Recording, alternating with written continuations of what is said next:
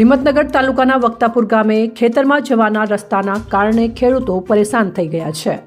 અહીંના ખેડૂતો બાપદાદાના વખતથી ખેતરમાં જવા માટે જે રસ્તાનો ઉપયોગ કરતા હતા તે રસ્તા ઉપર ફેન્સિંગ કરી અને રસ્તો બંધ કરી દેવામાં આવ્યો છે, જેને લઈને હવે ખેતરમાં જવું મુશ્કેલ બન્યું છે।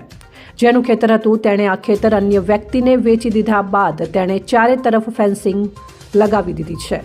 ત્યારે હાલમાં ઘઉં અને તંબાકુનો પાક બગડી રહ્યો છે। બીજી તરફ કોતર હોવાને કારણે ખેડૂતો ખેતરમાં જઈ શકતા નથી। આ બાબતે તેમણે પ્રાંત અધિકારીને રજૂઆત કરી હતી। ત્યારે પ્રાંત અધિકારીએ સ્થળની મુલાકાત કરી તે વખત ખેતર માલિકે ફેન્સિંગ કાપી નાખી હતી અને તે બાદમાં ફરી કરી દીધી છે। ત્યારે ખેડૂતોની હાલાકી દૂર થવાનું નામ લેતી નથી। તેમનો પાક બગડી રહ્યો છે, જેને લઈને આ ખેડૂતોને હવે આગામી સમયમાં કલેક્ટર કચેરીએ અચોક્કસ મુદ્દતની ભૂખ હડતાલ ઉપર ઉતરવાની પણ ચીમકી ઉચ્ચારી છે। બાબુભાઈ પટેલ, વક્તાપુર, તાલુકો હિંમતનગર, જિલ્લો સાબરકાંઠા। આ ખેતર મારું છે, તમાકુ વાયેલી છે। આગળ એક ખેતર છે એ અમારા ગામનું હતું, પણ અત્યારે હાલ વેચાણ કરેલ છે એ ભાઈએ। બીજી પાર્ટી આવી છે, એને ફેન્સિંગ કરી દીધી છે ચારે બાજુ ઈડર હાઈવે ઉપર, અને એના પાછળ અમારું ખેતર આવે છે। વર્ષોથી એ જગ્યા ઉપરથી અમે જતા હતા બાપદાદાની વખતે, પણ અત્યારે હાલ રસ્તો બંધ કરેલ છે, તો અમારે કોઈ સ્કોપ નહીં। પાછળની બાજુ ઓઘું આવેલું છે, આજુબાજુ બધા ઘઉં પાકી ગયેલા છે, તમાકુ બગડી જાય છે। અત્યારે અમારે બહાર કેવી રીતના કાઢવી? આ તમાકુ સુકાઈ ગઈ ક્યાં? કોઈ જગ્યાએથી હાલીને આવવાનો પણ રસ્તો છે નહીં અત્યારે હાલ। તો કલેક્ટર સાહેબને નમ્ર વિનંતી છે કે આ પાક છે એ અમને કોઈ પણ હિસાબે રસ્તોનો નિકાલ કરી તાત્કાલિકમાં રસ્તો નીકળે, બહાર નીકળે એ રીતના વિનંતી છે। અને જો રસ્તો નહીં મળે તો અમે અચોક્કસ મુદતે બધા ઘરના અને અમારા જેટલા ખેડૂતો છીએ ભૂખ હડતાલ ઉપર, જાણ સુધી નિકાલ ના આવે તાન લગી ખેતરમાં ભૂખ હડતાલ ઉપર ઉતરી જઈશું। દાદાનો રસ્તો હતો, ત્યાં ફેન્સિંગ બાંધી દો તો અમારે અત્યારે જવું કેવી રીતે? આ બહાર નીકળવું કેવી રીતે? જવાતું જ નહીં। અમાર પાક તૈયાર થઈ ગયો, પાક બગડી ગયો તો અમારા ખેતરમાં કઈ રીતે બહાર આવવાનું? અમાર રસ્તાનો ખુલાસો કરી આલો, રસ્તો કાઢી આલો, થોડું ચાલે। અને અમે ના આપો તો અમે હડતાલ ઉપર અમારા છોડો લઈને અમે રોડ ઉપર બેસી જઈશું, હડતાલ ઉપર ઉતર્યું એકણ બેસ્યું।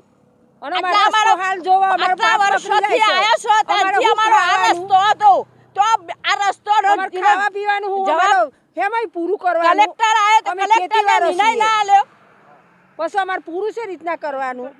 ફેન્સી કરી દીધી છે, અમાર જવાનું અમને પગી હેડાતું નહીં। ઓઘું છે, ઓ ગામો થઈને મને હવાતું ના પડીએ છે ત્યાં પાટો બાંધ્યો છે, પગી આયા તો હેડાતું તારા મને ફેન્સિંગ તોડીને બતાવ્યું। અમાર રસ્તો ખુલ્લો કરી આલો અમને। અમાર જિંદગીથી હારા તો નો મારા રસ્તો છે બાપ દાદાનો રસ્તો। અમારા કુવા સોપ પારવા આપી હોય તો એ ફેન્સિંગ છે રીતે લાઈટ મોટર શરૂ કરવી થાને કાઠું પડી જાય છે। પટેલ હિતેશ કુમાર રામાભાઈ છે, અને જેથી કરીને આ રસ્તા બાબતે અમે રજૂઆત કરવા માટે વારંવાર કલેક્ટર, નાયબ કલેક્ટર અને મામલતદારને, પ્રાંતને બધાને રજૂઆત કરેલી છે। જેથી કરીને પહેલું ખેતર છોડીને બીજું ખેતર મારું પોતાનું છે, અને આ એ લોકોને આ ફેન્સિંગ કરી દીધી છે, જેથી કરીને અમારો કોઈ સ્કોપ છે નહીં જવા માટે।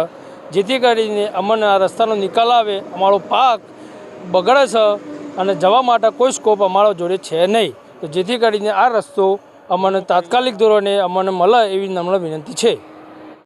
મારું નામ પટેલ મહેન્દ્રભાઈ ડાયાભાઈ પટેલ, તાલુકો હિંમતનગર, જિલ્લો સાબરકાંઠા। અમારા બાપદાદાનો રસ્તો મારા પાછળ ખેતરમાં થઈને જતો હતો, પરંતુ હાલ ફેન્સિંગ મારવાના કારણે અમારા ખેતરોમાંથી અવર જવર કરી શકતા નથી। અને અમે શ્રી પ્રાંત ઓફિસર સાહેબને રજૂઆત કરેલ, પરંતુ પ્રાંત ઓફિસર સાહેબ જ્યારે આવેલા ત્યારે ફેન્સિંગ કાપીને અમને રસ્તો બતાવતા હતા બરાબર। તો અમે એવી રજૂઆત પ્રાંત અધિકારી સાહેબને રજૂઆત કરી, તો જો સાહેબ રસ્તો હોય તો આ ફેન્સિંગ કાપવાની જરૂરત ક્યાં આવી? અમને અમારા રસ્તાથી જ અમારા ખેતરો સુધી પહોંચાડો।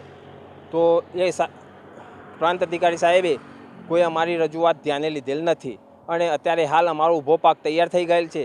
બહાર કાઢવા માટે તાત્કાલિક ધોરણે કલેક્ટર સાહેબને અમારી નમ્ર વિનંતી।